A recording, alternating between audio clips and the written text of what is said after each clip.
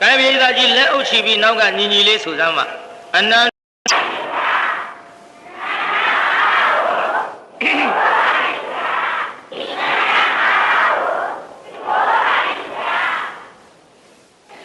chỉ cái này trong đó là đông dân này sẽ khổ nè này dùng là rằng ai này nhá vì miêu mà lấy nhà miêu để ăn quê nào bánh giật là chỉ nhà thà ra mi ba không gì ta mà đi số để giật làm phụ nữ họ mà phê bằng chứ tôi nói cái chỗ thà là bên nhau xóm phía đó kinh của nó nhà gì ta cả đi anh ta đến ta mua ra mà na gara mà vào đây tha bố đồ san nít ta sa upa thề Hindu thế wana mình đến na awi cái hida lúc thì ở đây sa bông thì ta nào cũng nhớ sọp ya hỗ trợ vậy và lúc ở trong đi họ rồi lẽ nhớ sọp ya thằng phú miêu cái rồi ya nấu chả để thà gà đéo của phải của rồi nhá trong điều khó nấu chả số đi ăn nào biết ta phải của rồi nhá thằng đó nè gì nè anh nhá phải phụ đi ăn là làm như vậy được hả gì thì cái này chuyện đó nấu chả phải của rồi nhá cả được hả tìm bên này trong thì cái này ngà phải trong ai ông nấu chả là lên lúc số đó mà là bảo phải là đi rồi nấu chả chuyện gì để chả mà hốt ngà mấy mà lấy mà luôn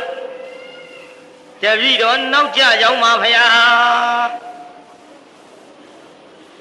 bây giờ chỉ trong ai ông nấu chả là mấy mà lấy mà luôn để làm mà lấy mà luôn để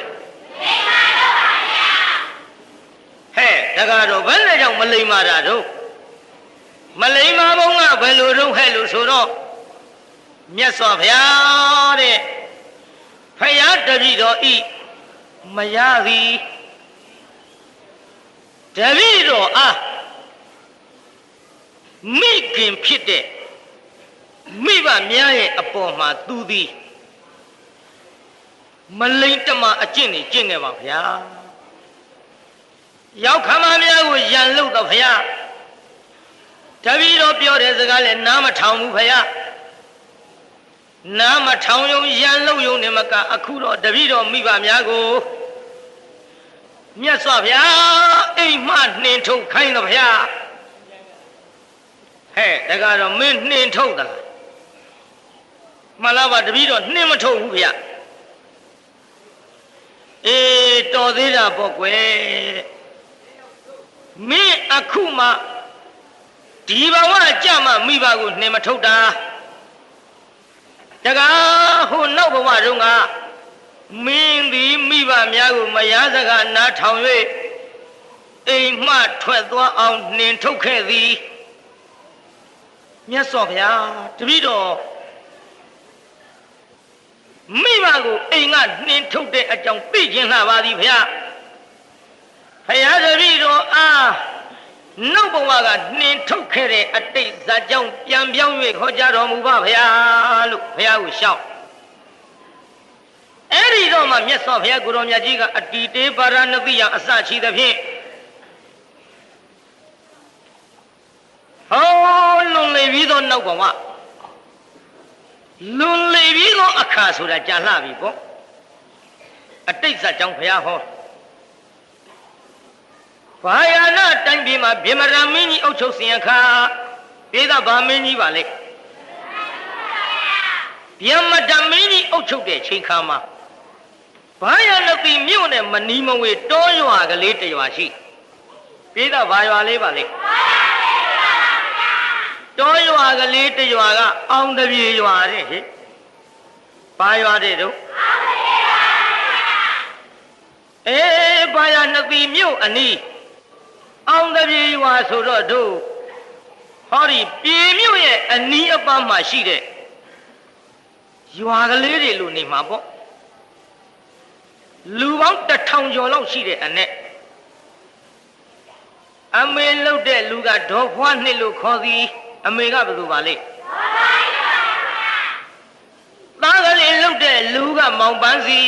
သားကဘယ်သူတဲ့တို့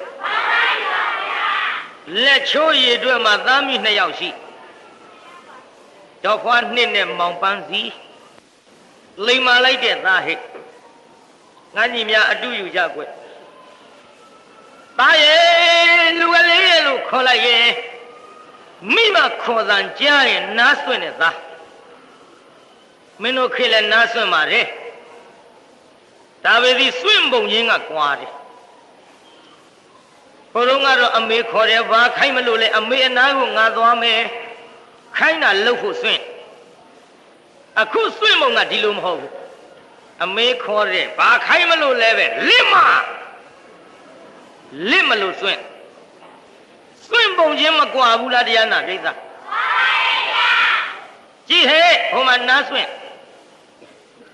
အပြေးကလေးသွားပြီးတော့10တောင်ကဖဏချုပ်ခဲ့သည်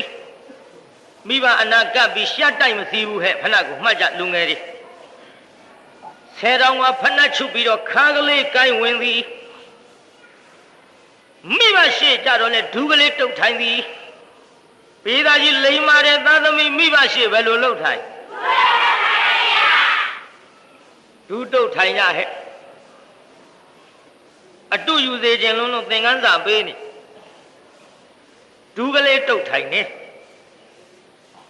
သားသမီးတွေဒီလိုလိမ်မာလာတာကလည်းဘသူကြောင့်လို့ဆိုတော့ပုပ္ပါစရိယမိနှင့်ဖမိဘလိမ်မာမှလည်းသားသမီးလိမ်မာသည်ဒီသာမိဘလိမ်မာရင်သားသမီးမလိမ်မာဘူးလားလိမ်မာပါရဲ့ဗျာမိဘဆုံးမရင်သားသမီးမလိမ်မာဘူးလားလိမ်မာပါရဲ့ဗျာတချို့သားသမီးမဆုံးမတော့ကိုသားသမီးကိုမနိုင်ဘူးဘယ်နိုင်မလို့ပြိဿသားသမီးဆုံးမရထားလို့တချို့လည်းကိုမနိုင်ဘူးကိုဘယ်နိုင်မလို့ပြိဿရိုင်းလာတာကိုရှင်းတော့ကများဖေပြန်လာတယ်ဆိုရင်သားသမီးတွေကအိမ်ကထွက်ကြိုတယ်ဖေပြန်လာတယ်ဘာမုံဝဲခဲ့လဲတို့အဝတ်ထဲတွေဘာဝဲခဲ့ပါလိထွက်ကြိုကြအဖေပြန်လာမုံစားရတယ်ခုခေတ်တော့ကလေးတွေလည်းအညွန့်မတက်ပါဘူးဟဲ့ဖေပြန်လာတယ်ကွာဖေကျွန်တော်တို့ဘုဘာပါဘာကလေးတွေချုပ်တာတော့သူ့အဖေဖြစ်လာပုံနဲ့မြင်လိုက်တော့ကလေးစိတ်မကောင်းဘူးပဲစိတ်ကောင်းမလဲတရားနာပိဿခေါင်းဘုဘာပါဘာကလေးတွေချုပ်တာတော့သူ့အဖေဖြစ်လာပုံနဲ့မြင်လိုက်တော့ကလေးစိတ်မကောင်းဘူးပဲစိတ်ကောင်းမလဲတရားနာပိဿခေါင်းကစုပ်ဖွားအင်းကြီးတစားကပြင်မဲ့ထွက်လို့ခဏကအိတ်ထောင်နေအော်ဖေပဲလို့ဖြစ်လာပါလိမ့်ခဏအိတ်ထောင်နဲ့ထဲလာတာမုံမှတ်လို့တောင်းဟိုကလည်းတရားနာပြိဿသားသမီးဆုံးမဖို့ဆိုတာဝေးရောဘာဒီကလေးတွေရှုပ်တာတုံးလို့တကကြောင်ပြေးကတ်တော့ဟာခင်ပြန်လာလို့မှစိတ်မချမ်းသာတဲ့သားသမီးဘယ်နဲ့လို့အညွန့်တက်နိုင်ပါအောင်မတော့ရိုင်းလာတဲ့တကားတို့စေရနာပါပြိဿတဏှာလုံးလို့လူဘဝကြီးရခဲ့တယ်ဆိုတာလေကျုပ်ရှိပိုင်းကပြောခဲ့ပြီရလာတဲ့အချိန်ခါမှာတန်မိုးရှိအောင်နေစေခြင်းနဲ့ဒီဘဝကသေရင်နေရောသူကတိနဲ့နိဗ္ဗာန်မဲ့ဖို့ဆိုတာထားတော့အောက်ကိုမသွားဘဲနဲ့လူဘဝလေးကိုတောင်အပြန်ပြီးတော့အစားရဖို့ခင်ရင်တဲ့ခေတ်ကာလပါလားမှန်လားပြိဿကြီးမှန်ပါရဲ့ဗျာခိုင်ထားကြောင့်မိဘလိမ္မာမှာသားသမီးလိမ္မာတယ်မိဘတရားနာရင်လည်းသားသမီးတရားနာတဲ့ဝါသနာရှိတယ်မိဘရုပ်ရှင်ကြည့်တော့သားသမီးရုပ်ရှင်ကြည့်တတ်သလိုမိဘဇက်ပွဲသွားတော့လေသားသမီးဇက်ပွဲလိုက်တတ်သည်မိဘဥပုပ်ကျောင်းသွားတော့လေသားသမီးစောင့်နာမစောင့်နာဘာသာဘုန်းကြီးကျောင်းပါသွားတတ်သည်မိဘကဖယားနဲ့ဘုန်းကြီးရှ िख ိုးတော့ဒီကလေးကလည်းအတုလိုက်ပြီးတော့ရှ िख ိုးတတ်သည်ဒါကြောင့်မိဘများသည်ရှေးဥဆရာဖြစ်ခြင်းကြောင့်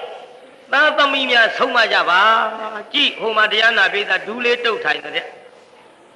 ဘယ်လိုထိုင်တော့ဟဲ့မင်းတို့ခေအနေထိုင်မတက်လုံးလို့မိဘကလည်းထိုင်မော်ထိုင်သူတို့ကရိုးမထိုင်ဘူးဘောင်မော်တက်ထိုင်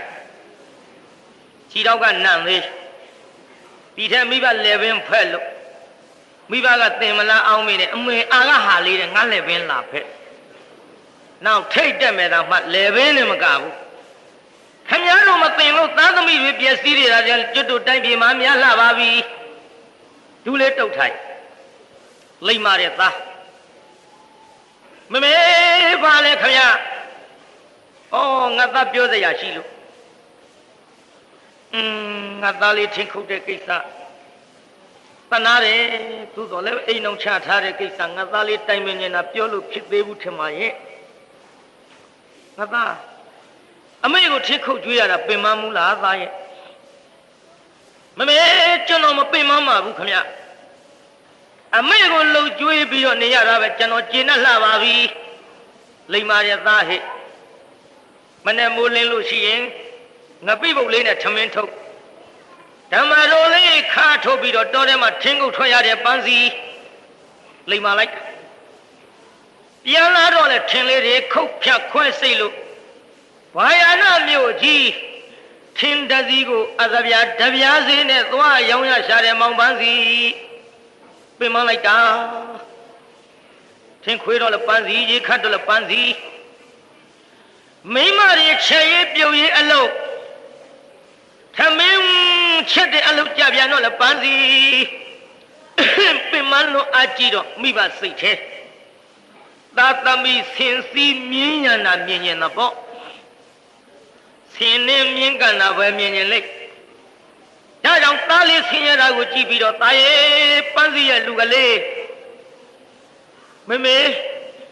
ဘာပြောစရာရှိသလဲခင်ဗျာပြောစရာရှိဆိုငါသားကြီးပင်မလုံးလို့သားရဲ့မင်းလို့သာအမေမျိုးလို့မကြပါဘူးငါသားကြီးဆင်းရဲလုံးလို့ငါသားကြီးကိုလေကူပေါ်လောင်မဲ့ရအောင်အိမ်အောင်ချထားဖို့အမေစီစဉ်နေသားရဲ့ပန်းစီလေးကဆက်ကနေဆိုမျက်နှာလေးမော့မမေဘယ်လိုပြောလိုက်တာတော့ငါကမိမပေးစားမလို့လေမမေဘယ်လိုပြောရတာတော့ကျွန်တော်မိမမယူပါရစေနဲ့အမေလှုပ်ကြွေးနေရတာပဲကျွန်တော်စိတ်ချမ်းသာလှပါပြီပျော်လဲပျော်ပါတယ်မေကျွန်တော်စိတ်မဆင်းရဲပါဘူးအမေကျွန်တော်လှုပ်ကြွေးနေတာအမေစိတ်မချမ်းသာလို့လားမေရဲ့မဟုတ်ပါဘူးသားရဲ့သားလှုပ်ကြွေးတာအမေစိတ်ချမ်းသာတာပေါ့ဒါပေမဲ့လို့အမေကငါသားကြီးလှုပ်ကြွေးနေတော့အမေကလည်းပဲဦးမင်းမစွမ်းဖြစ်လာပြီမဟုတ်လားအမေနေမကောင်းတော့ငါသားကြီးပြုစုနိုင်ပေမဲ့လို့သားရဲ့ပန်းစီရဲ့ငါသားနေမကောင်းရင်ငါသားလေးရဲ့ဒုက္ခဖြစ်လိမ့်မယ်သားရဲ့တောင်ဝင်းလဲတော့ဖို့သူတော်ထူနိုင်တယ်ဖို့သူတော်လဲတော့တောင်ဝင်းမထူနိုင်ဆိုသလိုငါသားကြီးမကြမ်းမမာဖြစ်ရင်ခက်ကြလိမ့်မယ်သားရဲ့ဒါကြောင့်ငါသားကြီးကူဘောလောင်ဘက်မှာရပါစေတော့စိတ်ချမ်းသာမှုမှရှိပါစေတော့လို့ငါသားကိုအမေအိမ်အောင်ချထားဖို့စီစဉ်တာသားရဲ့စိတ်ကူးမလွဲပါနဲ့မေကျွန်တော်မဆင်းရဲပါဘူးကျွန်တော်မိမမယူပါရစေနဲ့ကျွန်တော်မိမယူလို့ရှိရင်အမေဒုက္ခဖြစ်ပါလိမ့်မယ်ခမညာလိမ္မာတဲ့သားဟဲ့အမေမိမကချွေးမကအမေကိုကျွန်တော်လောက်ချစ်မတယ်လားကျွန်တော်လောက်ကျင်နာမတယ်လားအမေရဲ့ချွေးမဆိုတာသားနဲ့ဆက်မတော်ရတာပါခမညာတနေ့ကျတော့ချွေးမကအမေကိုကျွန်တော်လောက်ဂရုစိုက်မှမဟုတ်ဘူးအမေများသောအဖြစ်ချွေးမဆိုတာမကောင်းတဲ့ချွေးမကများပါတယ်ဒါကြောင့်ကျွန်တော်မိမယူရင်မလိမ့်မတဲ့ချွေးမတွေ့ရင်အမေမျက်ရည်နဲ့ဒူးနဲ့တုတ်ရပါလိမ့်မယ်ခမညာနားထောင်စားဟဲ့ငါညီညာထမများမိဘကပေးစားမလို့တိုင်မင်နာတောင်ရှိတုန်းကညင်းကြပါဟဲ့တို့ငယ်ငယ်တုန်းကကိုအသက်20မပြည့်အိမ်အောင်မပြုတ်ဘူးဆိုတဲ့လူတွေ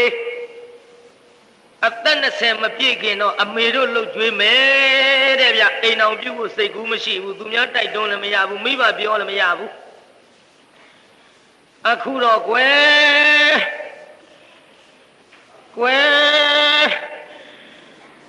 14နှစ်ဆိုလိုက်ပြီ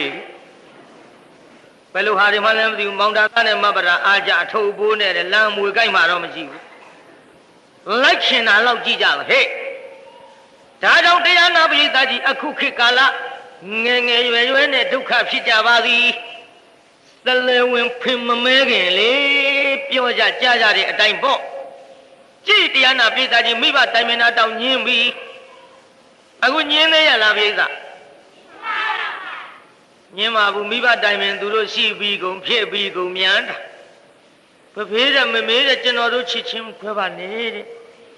ကျမတို့ချစ်ချင်းမခွဲပါနဲ့တဲ့ဟိုသမီးစားလည်းမကလင်မယားလည်းမကြောက်လောက်ကုန်သူတို့ခေကြမှာဒါတွေပေါ်လာရှင်းတော့ငါမိဘတိုင်မင်နာတောင်းမှမယူကြဒီထဲမြန်တရားနာပြည်သားကြီးရှင်းတော့ငါအိမ်အောင်ပြုကြတော့မယ်ဆိုရင်ရွေးကြယောက်ျားများကလည်းမိန်းမရွေးယူတယ်မိန်းမများကလည်းယောက်ျားရွေးယူကြညတိုင်များသကထာလေးတွေနဲ့ပညာစမ်းညလာသာညအခါပေါ့ကွယ်တို့တော်ဒေသဝိုင်းဖွဲ့ပြီးတော့တလင်းပြင်မှာသကထာဖွဲ့ကြတိုက်ထဲကြက်ချီယာတာရာနဲ့တေးသေးတဲ့ယောက်ျားလေးကမဖော်နိုင်တော့ပန်းပေးတဲ့တိုက်ငါဖုံးမဲတဲ့တိုက်ထဲကြက်ချီယာတာရာနဲ့တေးသေးတဲ့အမမင်းရှိလို့မောင်လာတေပါကွယ်ကွမ်းဆေးတဲ့ဟိုတုန်းကသကထာဖွဲ့ကြအတောင်တရားမွေတွင်းမှာခွေတနေ့လက်တသိကျမသက္ကကြီးဟိုတုန်းကလာသာမှာဟဲ့ယောက်ျားပြိုမိန်းမပြိုလေးတွေထိုင်ပြီးတော့သကထာဖွဲ့ကြအခုခေတ်တော့ကွာလာသာများထိုင်ပြီးယောက်ျားပြိုမိန်းမပြိုလေးတွေဖွဲ့လိုက်ရလို့ကတော့ဘာပြောကောင်းမလဲဘာမှကိုပြောကောင်းမှာမဟုတ်ပါဘူးအဆုံးကိုမခံတဲ့ခေတ်မဆုံးလိုက်နဲ့ဆုံးလိုက်ရင်ကုန်တာပဲကုန်တာပဲကွရှင်းတော့ကလည်းမတူကြတော့ဘူးမှန်လားပြိဿကြီးကြည်တရားနာပြိဿကြီးအခုမိဘကတိုင်မင်နာတောင်းမှကျွန်တော်မယူပါရစေနဲ့အဲ့ဒါလို့ပြောပြီးတရားနာပြိဿနေလိုက်ရှာတော့အမေလည်းစိတ်မချမ်းသာဘူးပေါ့နောက်မေ့လောက်ပြီးထင်တော့ခေါ်ပြောဘယ်နဲ့တော့သားရဲ့အမေပြောတာတစ်ချိန်ပြောရသေးဘူးနှစ်ချိန်ပြောမရသေးဘူးဒါပေမဲ့လို့ပန်းစီနည်းနည်းစဉ်းစားအော်အမေငါအိမ်အောင်ပြုတဲ့ခြင်းနဲ့မိဘများဆိုတာသားသမီးမှားတဲ့လမ်းတော့ပို့မထင်ပါဘူးနောက်တော့ပြရဘူးငါကြောင့်အမေမျက်ရည်ကျရင်ပိုင်အညွန့်တက်နိုင်ပါမလားကွယ်ရှေးတုန်းကမိဘမျက်ရည်ကျမှာကြောက်သဟဲ့ဒေသကြီးရှေးတုန်းကမိဘမျက်ရည်ကျမှာမကြောက်ဘူးလားကြောက်ပါရဲ့ဗျာခုခေတ်ကြောက်သေးလားဟဲ့ကြောက်ပါဘူးငါသားဒီလမ်းသွားနဲ့သွားတယ်ကြည့်နေရငါသမီးဒီလုံးမလုံးနဲ့ဆိုလောက်တယ်လို့လုံးတယ်မမပြောရဲဘူးဘယ်မပြောရဲမလို့မပြောလိုက်ရှိတဲ့လက်ဝတ်လက်စားယူပြီးထွက်သွားတယ်ဒီထက်ဘာပြောသေးတော့ကိုပစ္စည်းတော့ကိုအကုန်ယူသွားမှာမိဘဝယ်ပေးတဲ့ပစ္စည်းသူတို့ပစ္စည်းကြလို့လူလုံးကြီးတောင်ဘသူကလူဖြစ်အောင်မွေးထုတ်ဒါကိုပစ္စည်းကိုအကုန်ယူသွားမှာအိမ်ကဆင်းသွားမွဲလို့ငတ်တော့ပြန်လာကျွေးရတာပဲဟဲ့မိဘကရေးစည်းသားရှိတယ်ရေးဆောင်မရှိသားသမီးတစ်ကြိတ်ကိုမိဘနှစ်ယောက်ကဝမ်းအောင်လုပ်ကျွေးနိုင်သည်ဟဲ့မိဘနှစ်ပါးကိုသားသမီးတစ်ကြိတ်ကဝမ်းအောင်လုပ်မကျွေးနိုင်တာလားမဟုတ်ဘူးမကျွေးလို့ကျွေးရလားပြိဿကျွေးပါဘူးအိမ်တော်တဲ့ဘဝရောက်တော့ကိုယ်အိမ်ဟင်းကောင်းချက်တော့တစ်ခွက်ပို့ဖို့သတိမရပါကိုယ်အိမ်ဟင်းမကောင်းလို့အမေတို့အိမ်ဝက်သားချက်တယ်ဆိုတော့ပကံများတဲ့ထမင်းထည့်ပြီးသွားနှိုက်ကြတော့မိဘလှုပ်ကြွေးဖို့စိတ်ဓာတ်ကတဲနဲ့မိုးခေါင်တော့ခေါင်တဲ့လဲမမှန်းတော့မမှန်ဘူးတဲ့ဒါကြောင့်ကွယ်တော်ငါကြီးများနှမများဒီလိုတရားဝဲကြီးလာရတာဒီသင်္ကန်းစာတွေယူသေးခြင်းလုံးလို့ကြည့်ဟဲ့လိမ္မာတဲ့သားလေးအမေမျက်ရည်ကြမှာကြောက်အမေမျက်ရည်မကြရဘူးနဲ့နောက်တစ်ချိန်ခေါ်ပြီးတော့အမေလို့သူကသားရဲ့ပန်းစီရဲ့လူကလေးရဲ့လို့ခေါ်တော့အမေရှိဒူးလေးတုတ်ထိုင်မမေကျွန်တော်နားထောင်နေတယ်ပြောပါမေရဲ့ဒီလိုသားရဲ့ငါသားအိမ်အောင်ပြုတ်ဖို့အမေတ ဒါနဲ့ဆို3ချိန်ရှိပြီနော်ဟုတ်ကဲ့မမေစိတ်ချမ်းချမ်းသာသာထားပါတော့အမေပြုတ်တဲ့ခြင်းနဲ့အိမ်တော်အမေစိတ်ချမ်းသာအောင်ကျွန်တော်ပြုပါတော့မယ်ရေးသားကြီးအိမ်တော်ပြုတ်ပါတော့မယ်လို့လည်းဂတိပေးလိုက်ရောတော့ခွားနှစ်ကြီးအလုံများပါဟဲ့ရေးသားကြီးတော့ခွားနှစ်ကြီးပါများတော့ဘာအလုံတုံးဟဲ့ရှာတဲ့အလုံဖွားကြီးတွေရှာဘူးသားနဲ့အရာထဲအမေကျုပ်သားလေးကသဘောကောင်းပါတယ်တဲ့စကားပြောလဲချင်းကပါတယ်တဲ့အလုတ်ဆွဲလဲတော်တို့မြင်တဲ့တိုင်းမှာတဲ့ဒါကြောင့်တော်သမီးလေးနဲ့တော်တယ်ထင်လို့စကုန်ပြီတချို့မိန်းကလေးတွေကြတော့ဘာပြောတော့ဟိုကျွတ်တို့အိမ်နာအကောင်လေးရလေချစ်လို့ယူထားတဲ့သူမယားကိုကျွဲရိုက်နွားရိုက်တယ်ကျုပ်သမီးအဲ့ဒီလိုကောင်းတဲ့တွေ့မှဆိုလို့တော်သားလေးတော့ရိုးတယ်ထင်လို့စကုန်ပြီအရာထဲလျှောက်ဆက်လို့အာမရဥပုပ်ကြောင့်လိုက်ဆက်ပြောပြီးကြောင်းကြသူသားလေးနဲ့ဘသူသမီးလေးကဘယ်တော့တယ်မေတီဝိုင်းငိမ့်နေတောင်ပါတယ်ဝက်သားကျွေးတယ်အော်သူတို့ကတော့ဘက်ညီပါတယ်လက်ထဲကစိတ်ဝီကြီးကမြင်ကြောင်းမရရဘက်ပြောပါတယ်ပြည်မြို့ပြောတာမဟုတ်ပါဘူးဒီတော့ရှိမထင်ပါဘူးကဲကြည့်တရားနာပြိဿရေးအဲ့ဒီလိုခမည်းတော်အလုတ်များကြတယ်လို့ချွေးမရှာတဲ့အလုတ်များပြီပြိဿရှောင်းရှာလိုက်တာပြိဿရေတွေ့ပြီဆိုကြပါစို့ကလေးမလေးရိုးရိုးသားသားပါပဲရိုးရိုးသားသားပါပဲတရားနာပြိဿကလေးမလေးနာမည်ကမပွေလီတဲ့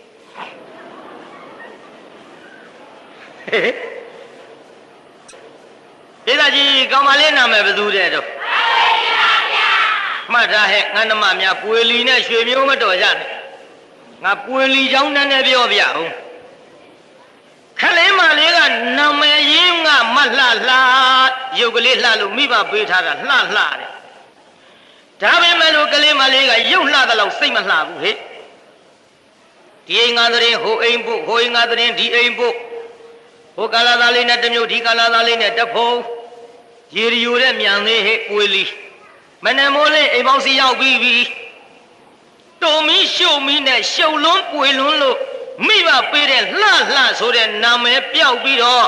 လက်ဖက်ထုံနဲ့ကင်မုန်းမတက်ရဘဲနဲ့ပွေလီဆိုတဲ့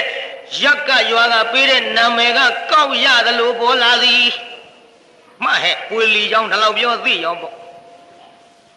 ဘယ်လိုသမီးလေးဖြင့်လိမ်မာလိုက်တာဆိုရင်နင်တို့မိဘများပြုံးနဲ့ခုံယူခြင်းကြလုံးလို့မလေးဘသူသမီးလေးကဖြင့်လေမျက်စီနဲ့ကြည့်လို့မရဘူးငစင်တိုင်းဝင်စူးတဲ့အတိုင်းပဲအဲ့ဒါလို့အကြိတ်ခံရတဲ့ခလင်းမတွေရဲ့မိခင်ဖခင်တွေဆိုတာဘယ်စိတ်ချမ်းသာလိမ့်မလို့မှန်ရလားပြိဿကြီးလိမ်မာစေခြင်းလုံးလို့ဟဲ့ကြည့်ပွေလီမပွေလီတွေ့လဲလာရောတိုးရိုပြောကြပါစို့တရားနာပြိဿမင်္ဂလာဆောင်တီးဝိုင်းနေပါလေလုံနေပါနဲ့ကိုင်းပန်းစီနဲ့ပေးစားလိုက်ရောရသွားဗလားပြိဿကြီးမောင်ပန်းစီကခရိုးရိုးမပွေလီကခဆန်းဆန်းရှိပဲလို့စခန်းသွားမယ်ဆိုတာဆယ်နာထောင်ဟဲ့နေလာခဲ့တာချစ်လိုက်တာရကစားချစ်ကြတော့နာမလေးတောင်ဖျားဆုတ်ခေါ်ကြခင်ဗျားတို့မြို့သူမြို့သားတွေလို့ပေါ့ခင်ဗျားတို့လည်းချစ်တော့ဖျားဆုတ်ခေါ်ကြခင်တို့ရင်တို့တင်းတို့ကိုတို့ချိုတို့မောင်တို့ခင်ဗျားတို့ခေါ်တယ်လို့ပေါ့ချစ်လွန်းတော့မောင်ပန်းစီကလည်းမပွေလီကိုခေါ်လိုက်တာကလီပြည့်သားကြီးဘယ်လိုခေါ်လိုက်တယ်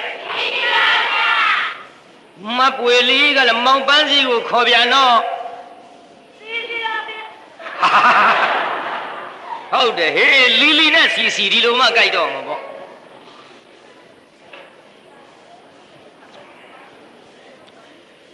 ဒီလိုလီနဲ့စီချစ်ကြခင်ကြနေပြီးတော့လာခဲ့ကြ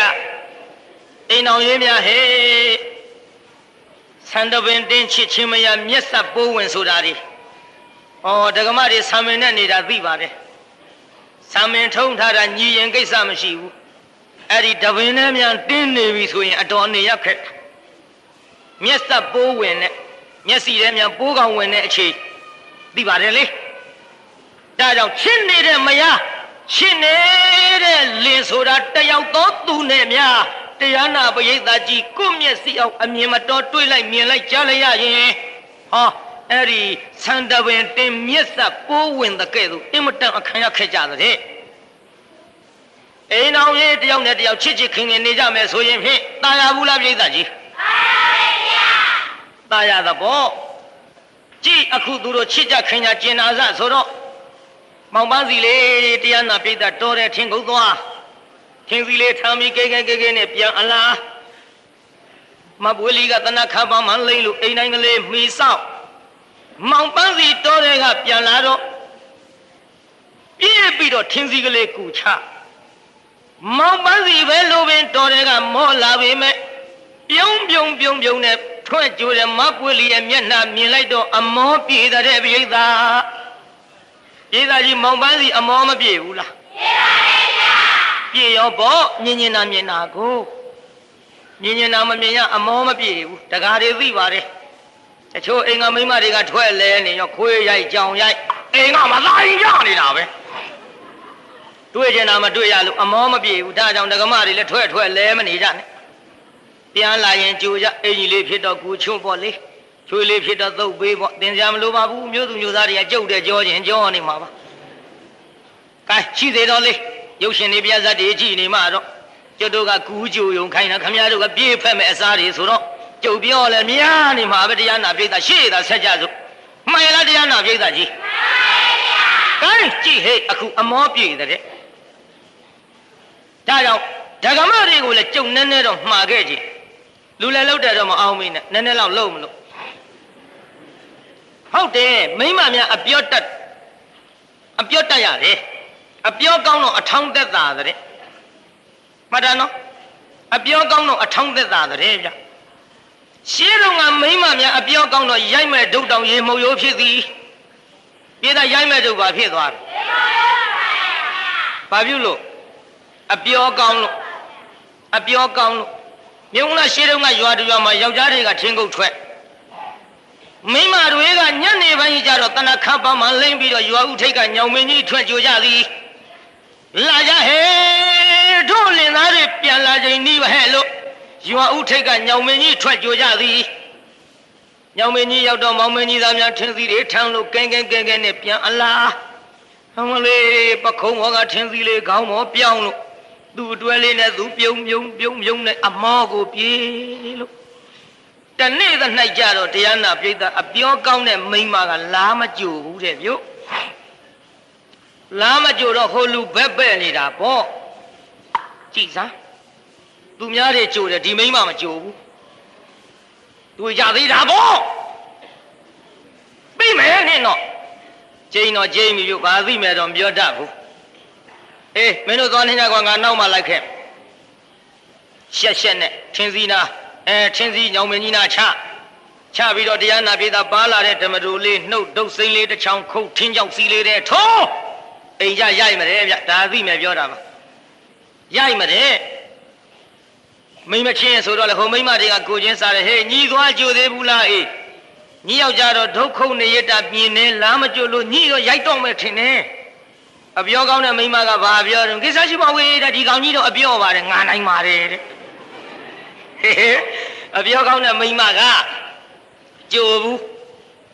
ဟိုကပြန်လာပြီးထင်းစီထမ်းလို့အလေးရွာလဲကမကြီးပင်ကြီးကြတွေ့ကောင်းပါရဲ့သူကထင်တော့မကြီးပင်ကြီးလည်းမတွေ့ဘူးအလေးနှစ်အိမ်ကျော်သုံးအိမ်လောက်ကြတွေ့ကောင်းပါရဲ့ထင်တော့တွေ့ဘူးအိမ်ဝင်းနဲ့ဝင်လို့50လှမ်းလဲရောက်ရောမိမကမိဖို့တဲကလှမ်းကြည့်လိုက်ဟောမောင်မင်းကြီးသားတို့မျက်နှာကြီးသုံးမှုပြီးပြန်လာပြီးငါတို့ရိုက်တော့မှာမဖြစ်ဘူးငါတက်တယ်လို့တော့ပြောမှာတရားနာပိဋကကြီးငကူကမျက်နှာအိုးမဲမရှိပါဘူးထမင်းဥဖင်ကအိုးမဲတွေမျက်နှာဆွဲသုတ်ထုံထားတဲ့ဆာမင်းဖြီချထမင်းစွန်အောင်ဆွဲပြီးထွက်ပြေးလာဟောကြည်လားမင်းတော့တောက်ပြန်လာပြီကျုပ်လေရွာပြင်မဲ့ထီအောင်ထွက်ပြီးတော့ကြိုနေတာဟိုလေကြည်စားမအိုးရေကမချိုးရမူကမချိုးရသနာခါမလိမ့်ဘာမပါရမျက်နှာလေအိုးမဲတွေထင်ပါရဲ့သုတ်ထားတာနော်ရှင်ကြိတ်တက်တဲ့ကျဟင်းငါးစီကလည်းချက်လို့မပြီးသေးလို့တော့သမီးလေးကလည်းလေပခက်ထဲကဒအီနဲ့ ပေးကြောက်ကူချမယ်ဆိုတော့ဒုက္ခလာတဲ့လူကြီးကဘာပြောတော့ခုမှတော့နေပါစီတော့ကွာဒါနဲ့ထင်းသီးကြီးချကျန်းစင်မဝုန်းကနေပြစ်ထိုင်လိုက်စိတ်ဆိုးနေတဲ့လင်သားပြစ်မထားရဘူးဒကမကြီးဟိုမှာကြည့်အနန္တကပုသိပုတ္တနဲ့ကြည်သားတော့ချွေးတွေသုတ်ပေးဟင်ခေါင်းနဲ့ဆူးတွေညှိလို့ပါလားအော်ပခုံးကဆူးကြကြလေးကလည်းသွေးစာတောင်မပြောက်သေးဘူးလက်မလေးနဲ့တရွေးလေးနဲ့ဆွနှိပ်ပေးမှတ်ထားနော်စိတ်ဆိုးတဲ့လင်သားတွေပြစ်မထားနဲ့အနာက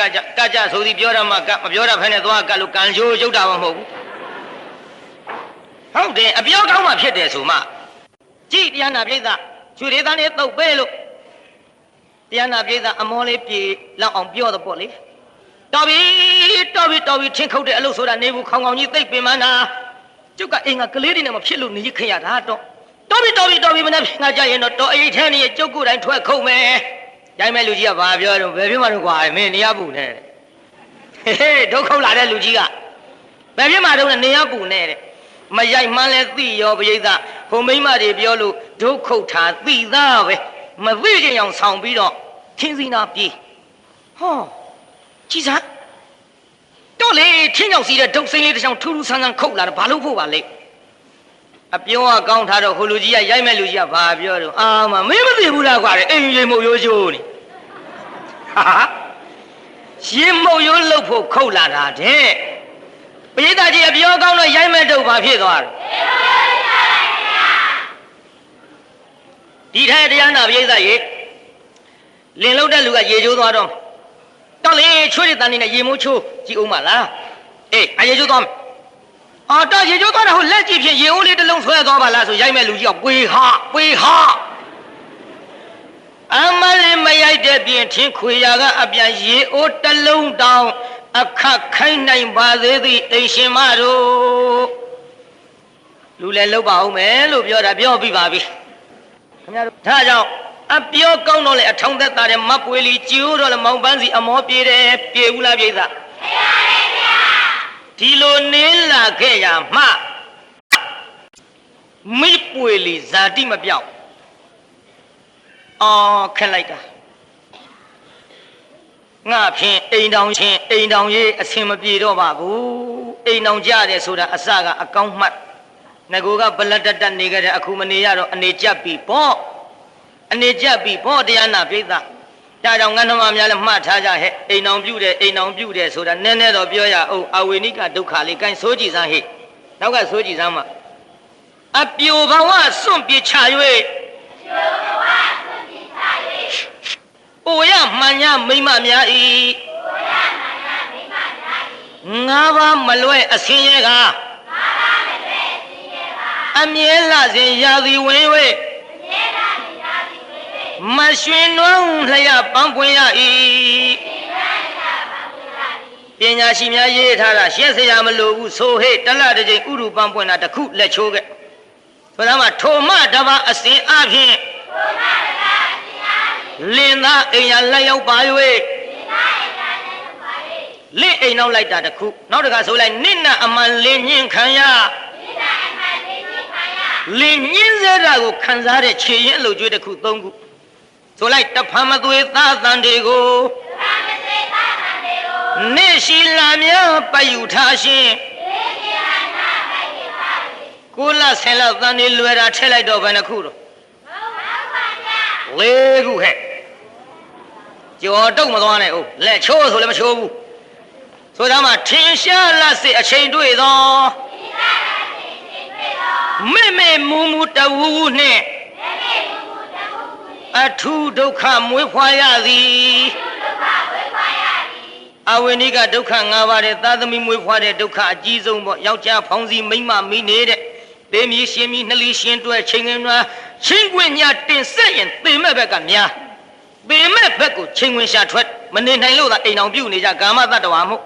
ဒါကြောင့်ဆိုလိုက်စမ်းမအထုဒုက္ခမွေးဖွားရသည်ငါဝအိမ်တောင်အပြစ်တော်အိမ်တောင်ပြုတ်တဲ့အပြစ်ပဲနှခုတော့ဘုရားသူများပစ္စည်းခိုးတာမှမဟုတ်ဘဲနဲ့တပည့်တော်တို့မိမတွေအိမ်တောင်ပြုတ်တာအပြစ်ရှိသလားဘုရားဟေးဘုရားဟောတာတော့ငါမျက်စောင်းမထိုးနဲ့ အိမ်ထောင်ပြုတာအပြစ်ရှိတဲ့ဘယ်နှခုတော့ဟဲ့အဲ့ဒါအဝိနိကဒုက္ခခေါ်တယ်ဒါကြောင့်အရထဲလည်းပြောကြတာပေါ့ကောင်းပါလေတယောက်အိမ်ထောင်ကြသွားပြီရိုးရိုးပြောတာမှတ်ကောင်းပါလေတယောက်အိမ်ထောင်ကြသွားပြီအိမ်ကြီးဟူသောထောင်ကြီးထဲရောက်သွားတယ်မလွတ်လပ်တော့ဘူးလင့်မျက်နှာကြည့်ရရောက်ခမမျက်နှာကြည့်ရမှန်ရလားပြိဿကြီးအပြိုးစင်းတုံးကမနဲ့မိုးလင်းအိမ်ပေါက်စီရောက်အောင်သွားတဲ့ပွေလီယခုမလွတ်လပ်တော့ပြီမလွတ်လပ်တော့စဉ်းစားလာကိုပန်းစီတော်တယ်သွားခိုက်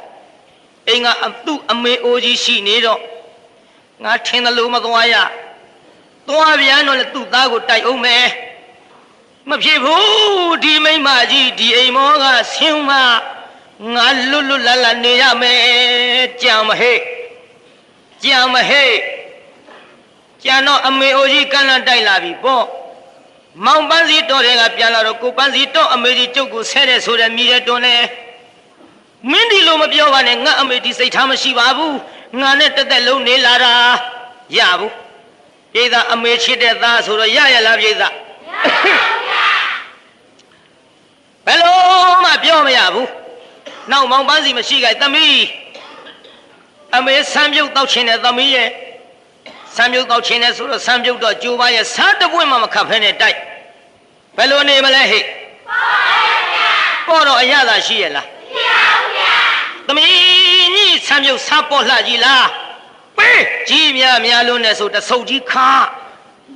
ပြန်တိုက်တော့ဘယ်နဲ့နေမလို့ဟဲ့ငါနာပေါ့သမီးညီဆမ်းပြုတ်စားတယ်ငါလှကြီးလားဒီတော့ပွေလီကဘာပြောတော့တရားနာပြိဿအမလေးစားပေါ်တော့ပေါ်တယ်ငံတော့ငံတယ်ဒီသက်ကြီးအိုမကြီးရဲ့အလိုကိုဘသူကလိုက်ပေါင်းနိုင်ပါမထုံးကြားရရလားအယကရောသူကအယမဲဆွဲလိုက်သေးအယကလှုပ်ပါဘူးပြေးတာအယကလှုပ်ခဲ့လားငြိမ်းနေတယ်သူ့အကြောင်းသိပြီလားဟဲ့နောက်အယကငြိမ်းနေလို့မြန်ဘဝင်မမြင့်နဲ့နော်ဒကမတွေသူ့မပြောချင်းလို့နှစ်ကောင်ဖြစ်မှကြောက်လို့မှတ်သွားကြတချို့ကအယထဲဟဲ့ငါလိုကောင်းမတတ်တူရှိထိကြည့်စမ်းငါလိုကောင်းမကဒီရထဲကြောက်စရာမရှိဘူးဆိုလို့အယငြိမ်းနေရင်သူကဘဝင်မြင့်နဲ့မမြင့်နဲ့ဗျအဲ့ဒါသူ့ပြောရမှာနှစ်ကောင်ဖြစ်မှကြောက်လို့ပွေလီဆိုတဲ့နာမည်သူတို့ပေးထားတဲ့နာမည်ဆိုတော့အယကမလှုပ်ပြီးလှုပ်ရလားပြိဿနောက်သမီးဂျဘိုးကြိုက်လွန်းလို့ဆိုတော့လေတရားနာပြိဿကြီးဂျဘိုးတော့ချပါရဲ့အဖွားကြီးအေးခင်းမြေကြီးပေါ်ခင်းသူတို့လည်းမရနှစ်ယောက်အိတ်တဲ့ဂျဘိုးတွေအဖွားကြီးအေးခင်းမောခါချနေမလှမ်းမဲနဲ့ပြန်တင်ညအဖွားကြီးပဲနဲ့နေပါအေးလေသုံးယောက်စာကြိုက်တော့ပိုဆိုးကုန်တာပေါ့အဲ့ဒါလို့ဖြစ်နေတော့သမီးကြီးဂျဘိုးချတဲ့နေမှာဂျဘိုးကပိုကြိုက်လှကြီးလားဟမလေးကြားကြရလားအယကရောဂျဘိုးချတဲ့နေဂျဘိုးပို့ကြိုက်တယ်ဆိုတာဓာကျုပ်ကိုသက်သက်မဲ့စော်ကားတာလှုပ်ဘူးအယကနောက်မောင်ပန်းစီပြန်လာတော့လေတရားနာပိဋကထမင်းလုံးတွေသူဘာသူပြန်ကျဲလို့ကိုပန်းစီကြည်စမ်းတော့အမေကြီးထမင်းလုံးတွေကိုပြန်ကျဲထားတယ်ကလေးကြနေတာပဲထမင်းဆိုတာအသက်သခင်ရှာရဖွေရတဲ့တော့ကိုကျုပ်တနာတယ်တော့နဲ့ပြောပေသည်မောင်ပန်းစီရခဲ့သေးဘူးဟဲ့ရရလားပြိဿကြီးရပါဘူးဗျာ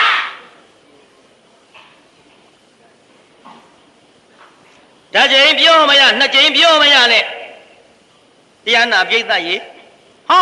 ဒီကနေ့တော့မိပွေလီအိမ်ပေါက်ထိုင်ဆောင်တာမတွေ့ရတော့တွေ့ရလားပြိဿကြီး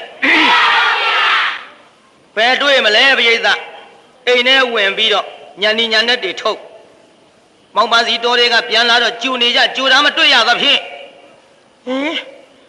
လီလီရဲ့မင်းဘယ်ကိုထွက်လက်နေတာတုံးလီလီရဲ့အမလီလီရဲ့ဆိုပါလားခေါ်နေကြအတိုင်းပေါ့လေတွေ့နေကြနေရာမတွေ့ရတော့အိမ်ထဲဝင်သွားမမေဟမ်တာပါတော့လီလီပဲသွားတော့မေရဲ့အသားရဲ့မင်းလီလီပဲသွားတယ်မသိပါဘူးအမေလည်းအိမ်မောကအိမ်အောင်မစင်းလို့မင်းလည်းတက်ကြည့်ပြီမဟုတ်လားသားရဲ့အနောက်ခန်းထဲရှိမလားသွားကြည့်ပါအိုးအနောက်ခန်းထဲပြေးကြည့်တော့မတ်ပွေလီကကွေးကွေးကလေးဖြစ်ပြေးတာဘယ်လိုဖြစ်နေ ကရင်မော်ဟဲ့စောင်းပြီးတော့ကိုယ်ကလေးမောင်ပန်းစီကကတင်စွန်းတင်မလွယ်လေးထိုင်လို့မပွေးလေးရဲ့နှစ်ဖူးပေါ်မှာရှိတဲ့ဆန်းစားကလေးများလက်နဲ့တတ်လို့လီလီမင်းဘယ်လိုဖြစ်တာလဲကိုကိုပြောပါအောင်အမေကိုကိုပြောပါအောင်ဆိုပါလားပြိတ္တရဲ့နှစ်ဖူးစမ်းကြည့်တော့လေချွေးတွေနဲ့နေမကောင်းတာမှမဟုတ်ဘဲနဲ့ဇော်ချွေးတွေလက်ဖြားခြေဖြားစမ်းကြည့်ဖြားသွေးကမရှိမင်းချွေးတွေနဲ့ပါလားလီလီမင်းဘယ်လိုဖြစ်တာတော့မေးလို့မရနှစ်ကြိမ်သုံးကြိမ်မေးတော့မပွေလီထထိုင်ဟဲ့ထိုင်ပုံလေးလည်းမြင်အောင်ကြည့်ဒူးလေးမဆန့်မတင်းထားလက်နှစ်ဖက်နဲ့ရှက်ပြီးတော့ဒူးကလေးကိုပွေထားထိုင်ပုံလေးဟဲ့အနောက်ခန်းနဲ့မြင်အောင်ကြည့်မမြင်တတ်ရင်လည်းအိမ်ကြထိုင်ကြည့်မပွေလီထိုင်တာဒီလိုလေးဟဲ့လို့ဒူးကလေးမဆန့်မတင်းလေးပွေထားမြင်အောင်မှန်းကြည့်ကိုပန်းစီတော့ကိုကြုံမပြောပါရစေနဲ့ပြောချင်တဲ့စကားဒီကအစချီမှတ်ထားဟဲ့ပြောချင်တဲ့စကားဒီကအစချီလီလီလင်းနေမရဆိုးတိုင်းမယ်ကောင်းတိုင်းမယ်မောက်မပြောရင်မင်းဘသူပြောမှာတော့ကိုပန်းစီရှင်ကပြောပါဆိုလို့သာကျမကပြောရမှာဒုတိယတစ်ဆင့်တော့အမေကြီးစူတယ်ဆဲတယ်ဆိုတယ်ဆိုပေမဲ့တော်ကနားမထောင်ကိုပန်းစီတော့အမေကြီးနဲ့ကျုပ်နဲ့အတူတူနေလို့မဖြစ်တော့ဘူးတော့အမေကြီးကိုနှင်းရင်နှင်းမနှင်းရင်ကျမဒီအိမ်မော်ကအဆင်းပါပဲကိုပန်းစီပြောလိုက်ရောပြို့ဒီလိုလဲပြောလိုက်ရောမောင်ပန်းစီပြူးသွားတယ်မျက်လုံးလီလီမင်းဘယ်လိုပြောလိုက်တာတော့မင်းအိမ်မော်ကမဆင်းပါနဲ့မင်းမရှိရင်ကိုကမနေတတ်ပါဘူးကွယ်လီလီရဲ့မနောတကားတို့မရှိနေတောင်မနေတတ်ဘူးတဲ့အမေနဲ့တော့ခွဲနိုင်တယ်မေနဲ့တော့ခွဲနိုင်တယ်ဒါမျိုးမရှိမနေနိုင်ဘူးတဲ့လီလီမင်းတော့မဆင်းပါနဲ့ဟောမင်းတော့မဆင်းပါနဲ့ဆိုသူစကားကကြံသေးခမည်းတော်ပြောသလိုပေါ့ဗျာသိတော့သိပါတယ်ကွာတဲ့ဒါပေမဲ့ဆိုတာလို့ပေါ့ဒါပေမဲ့ဆိုကြံသေးတယ်သို့တော်လဲဆိုဆုံးသေးဘူးနေပါအောင်ဆိုမသွားနဲ့ပမာစကားတော်များမျက်စိလဲစရာကြီးမှန်ရလားပြိဿကြီးမှန်ပါရဲ့ဗျာမင်းတော့မဆင်းပါနဲ့ဆိုရင်အမေဆင်းရင်ဆင်းပါစေဆိုတာရှင်းနေပါပြီပြိဿကြောက်ဆောင်ကြီးပြိုပြီပေါ့ပြိဿဘာကြီးပြိုတော့ဘာကြီးပြိုပါရဲ့ဗျာမေးရအောင်ဟဲ့တန်ဆောင်နဲ့ဘာဆောင်ထက်ကြောက်ဆောင်ကြီးတွေလေမြင်နာနီးသားပဲသိကြမှာပေါ့နော်ရေတိုးချလိုက်တော့ကြောက်ဆောင်ကြီးတွေအကုန်ပြိုကြဟဲ့ရေဆောင်ထက်ဘာဆောင်ထက်တယ်ရေလှမ်းကြီးတွေဘလောက်ကြီးကြီးလေတိုက်ပါမသွားဘူးလားဟဲ့အခုမောင်ပန်းစီကြောက်ဆောင်ကြီးအမေကိုချစ်ပါတယ်ဆိုတဲ့သားမပွေလီကလေအမလေးမျက်ရည်ကလေးမကြခြင်းမဲနဲ့ကြရေဆောင်ကလေးတိုက်လိုက်ပါဇက်ကတူတူတူတူတူတူတူလေးဆောင်ကလေးတိုက်လိုက်အမေချစ်ပါတယ်ဆိုတဲ့ကြောက်ဆောင်ကြီးမောင်ပန်းစီပြိုပြီးအဲ့ဒီနေ့ကစပြီးတော့အမေကိုစကားမပြောတော့ဒေတာသူ့အမေစကားပြောရဲ့လားပြောတော့ဘူးဟဲ့စကားမပြောတော့အမေစဉ်းစားလာပြီပန်းစီလူကလေးမင်းအမေကိုစကားမပြောတော့ပါလားတန်တော့မင်းမရစကားအောင်မြင်ပြီထင်တယ်တူတူစကားပြောပါညာဘသူစကားအောင်နာတဲ့တုံးဟဲ့အမေပြောတော့တလတဲ့ဟဲ့မရပြောတော့ပါတဲ့ခဏပါဟဲ့ငါပို့လိုက်ရှင်လေတညဆိုကြာကြီးခဏဟဲ့မှတ်ထားကြကြည်တရားနာပရိသတ်ကြီး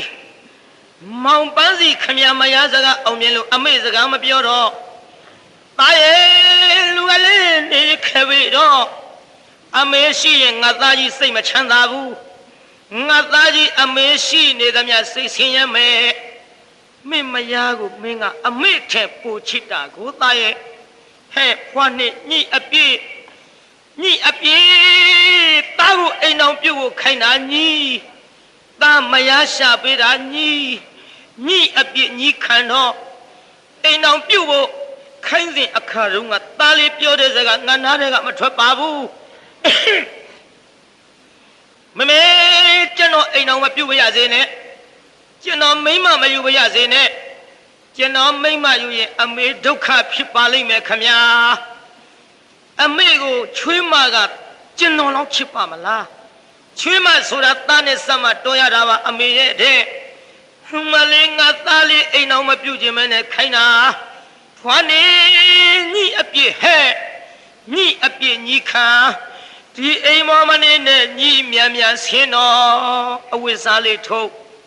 ဆင်းတော့မယ်ပေါ့ပိဋကအိမ်မောကပိဋကကြီးဆင်းတော့မှလား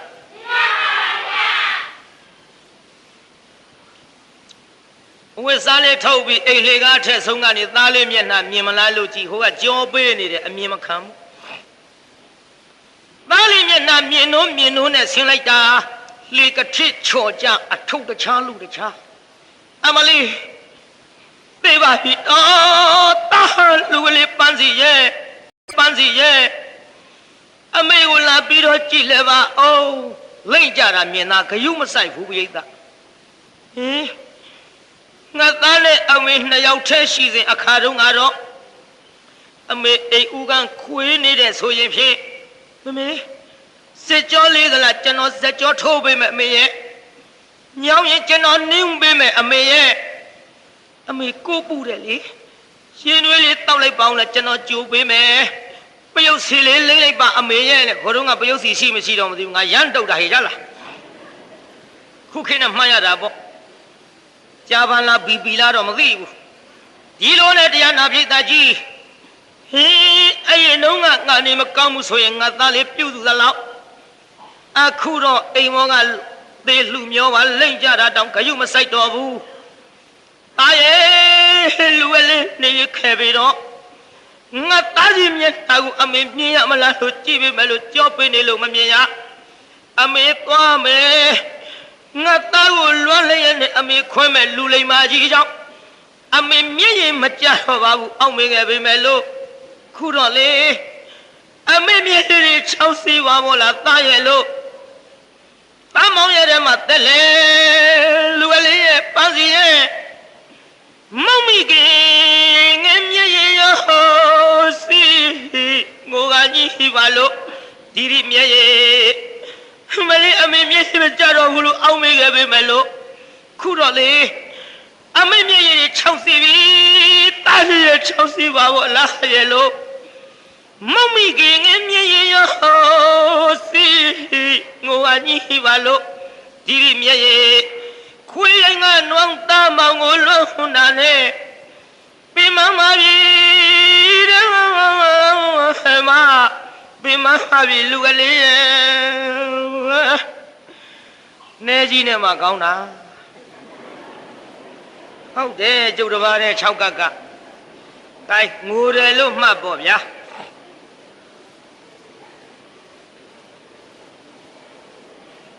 ဒေသကြီးအမေငိုပလားပြိဿငိုပါဘူး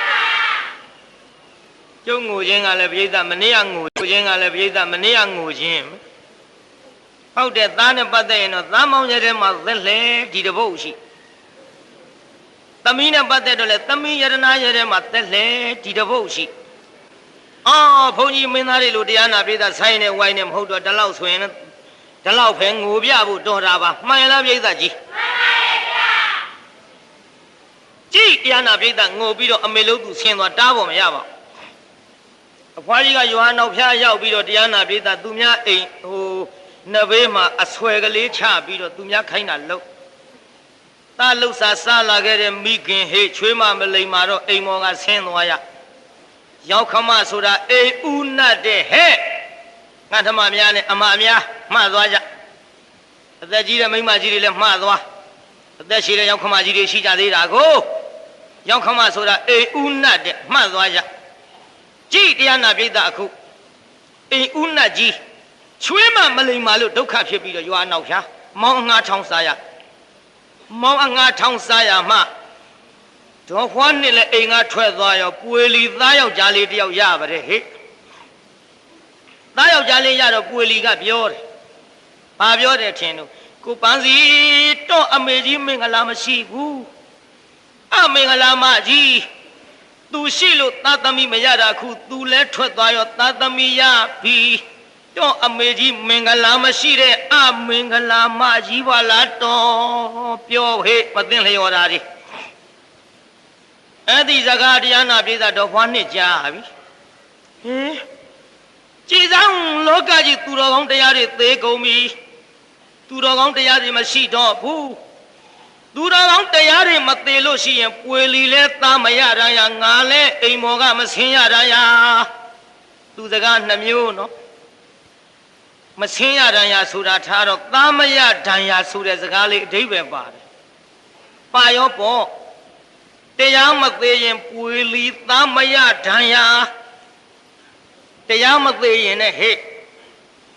ငါအိမ်မှာရှိနေတော့ကတော့ငါသားလေးတောတဲ့ထင်းခွေသွားခိုက်သူထင်းသလိုမနေရ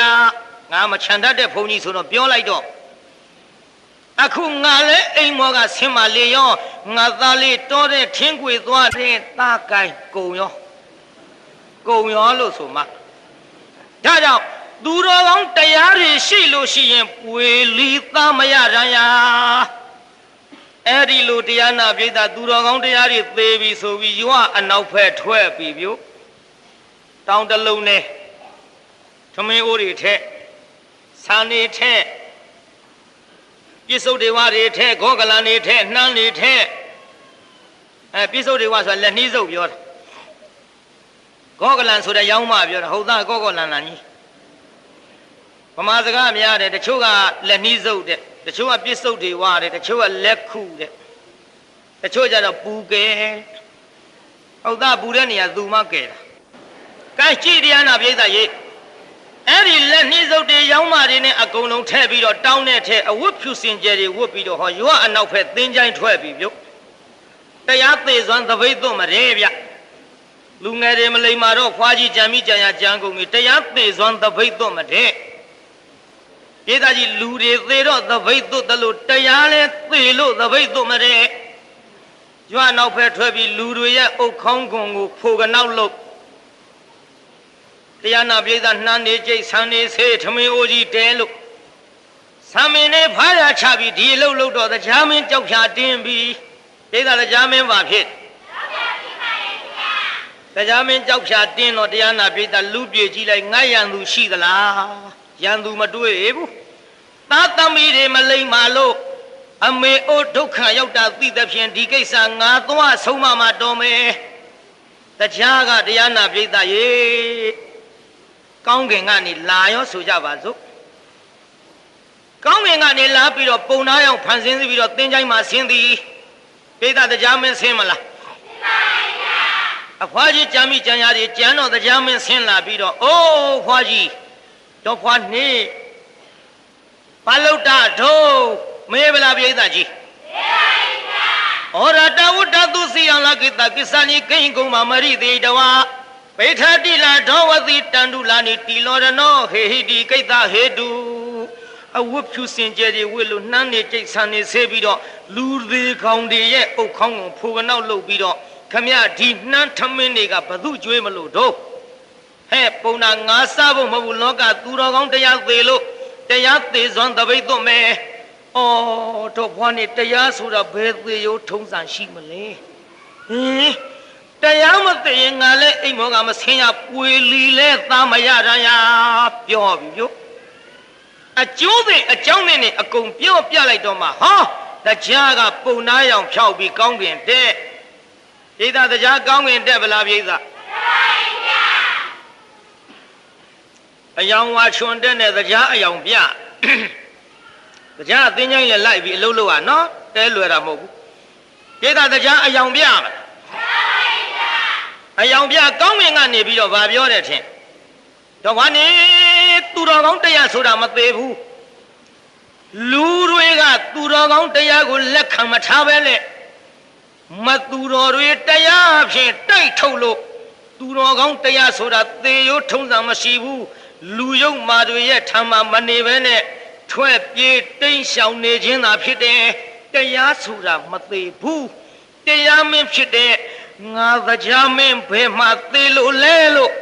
တရားကပြောရောဗျို့ပြောတော့တရားမင်းတရားမသိရင်ငါလည်းအိမ်မောကမဆင်းရပွေလီလဲသားမရရရာတော့ဖွားနေဘယ်လိုသဘောကျသူတို့မိုက်တာပေါ့သားသမီးမအချင်းမြေးမအနှစ်သားယောက်ျားလေးရတယ်ဆိုတော့ပွေပိုက်ဖိုင်ရနန်းရှုပ်ခြင်းလှပြီမြေကလေးကိုချီခြင်းလှပြီရှေးတုန်းကဆမ်းမင်းအဖြူတပင်ပေါက်တော့ထွက်ခုတော့ဟုတ်ပါမြည်ချီကြမှန်ရလားပြိဿကြီးမြည်ချီခြင်းလှပြီဆိုတော့တရားမင်းကဒီကိစ္စကျုပ်ဖန်ဆင်းပေးမယ်ကျုပ်အကူညီပေးမယ်လို့တရားမင်းနဲ့တော့ဖွားနဲ့စကားပြောတော့တရားနာပြေးတာနွားချောင်းသားတွေရွာထဲဝင်ပြေးလာကြဟေးကောင်းနေရွာနောက်ပဲတော့ဖွားနဲ့ထက်ကခြုံကြီးနဲ့ဘာဖြစ်နေမှမသိဘူးဟာရွာထဲလန့်ကုန်တာပေါ့တော့ဖွားနဲ့ထက်ကခြုံကြီးနဲ့ဆိုတော့တရားမင်းမမြင်ဘူးတော့ခြုံတက်တင်နဲ့ကိုယ်ကားတွေလျှောက်ပြောကုန်ရောရွာထဲကတရားနာပြေးတာအကုန်ထွက်ပြေးလာကြလူအုပ်ကြီးနေဘူးတရားမင်းကကောင်းခင်ကပန်းစီနဲ့ပွေလီလဲပါလာပြီပန်းစီနဲ့ပွေလီကအမေခြေတော့တစ်ဖက်စီဝင်ဖက်လို့မမေကျွန်တော်တို့မှားပါပြီကျမတို့မှားပါပြီလို့အဲ့တလို့တောင်းပန်လိုက်တော့အမေအိုကြီးကဘာပြောတော့မင်းတို့မှန်သိရင်လည်းပြီးတာပါပဲကွယ်လူကြီးဟေ့မင်းတို့နေတို့ထွက်ပြေးစားစရာတောက်စရာအကုန်လုံးခေါင်းကဆိုင်ကလေးနဲ့ဝင်လာတော့ဘာပြောတော့ဒီတိုင်းပဲမဟုတ်လားကျွေးရတာပဲဟဲ့ဒါကြောင့်ရေစည်းသာရှိတယ်ရေဆောင်မရှိအခုကြည့်မင်းတို့မှန်သိကျင်းပါတယ်ဆိုပေမဲ့လို့တရားမင်းကဟဲ့ပန်းစီနဲ့ပွေလီအဖွားကြီးကျင်းပေမဲ့ငါမကျင်းနိုင်နင်းတို့တွေဒီလိုမိဘကိုမလေးမဆလောက်ကြလို့ဒုက္ခတွေဖြစ်ပြီးတော့မိုးလေဝသမမှန်အသီးအနှံငါမထွက်စီဝါရေးကကြက်တဲမသေးသေးနဲ့အရွယ်သေးကြမဖြစ်တဲ့အန္တရာယ်တွေဖြစ်ကြနင်းတို့မိုက်လုံးထွားလုံးလို့ငါတရားမနေနိုင်မဲ့ဆင်ခင်ရသည်ပန်းစီနဲ့ပွေလီတို့ဒီကနေ့ကနောက်မိဘကိုသင်တို့စော်ကားရင်သင်တို့ခေါင်းရှစ်စိတ်ကွဲစေရဲ့အိမ်ခေါ်ပြီးတော့သက်ဆုံးတိုင်းလှုပ်ကြွေးကြကုန်လောတရားမင်းဆုံးမဘူးလားပြိဿဆုံးပါရဲ့ဗျာဒါကြောင့်ဖယားကိုတော်မြတ်ကသာဂတိယနိသူနိသယသတ္တိသမောရမနာဂရမဝသိထာဗုဒ္ဓသနိတ္တသဥပါထေဟိတုဒေဝနာမိန်ဒေနအဝိကဟိတာသာဂတိယနိထိုကစ္စည်းအနွယ်ဖြစ်တဲ့တော့ဖွားနှစ်သည်သူနိသာယချွေးမဖြစ်တဲ့မိပွေလီနဲ့တတ်တေနကွဂရံအိမ်နဲ့အဝသိထာနေကြလေပြီပုတ္တောသသကလေးသည်၎င်းနိတ္တာသမြေကလေးသည်၎င်းမာတရမိခင်ဖြစ်တဲ့တော့ဖွားနှစ်ကိုဒေဝနာမိန်ဒေနာနတ်တွေကိုအစိုးရတဲ့ငါဖယားအလောင်းတရားမင်းသည်အဝိကဟိတာချီးမြှောက်ထောက်ပံ့အပ်သည်ဖြစ်၍မာတရမိခင်ဖြစ်တဲ့တော့ဖွားနှစ်ကိုဥပထဟိတုအမြဲတစေလှုပ်ကြွေးကြလေကုန်တော်သတည်း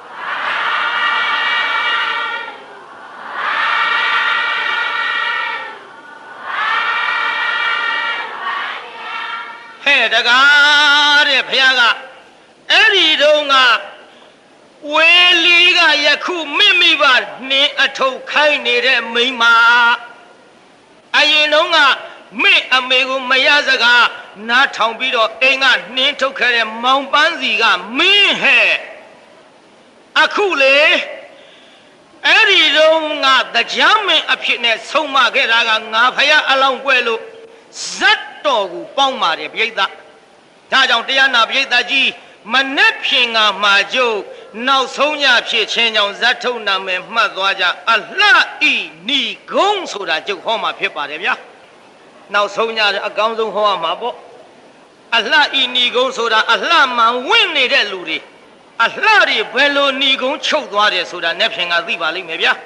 ဒါကြောင့်ဒီကနေ့ဒီနေရာမှာ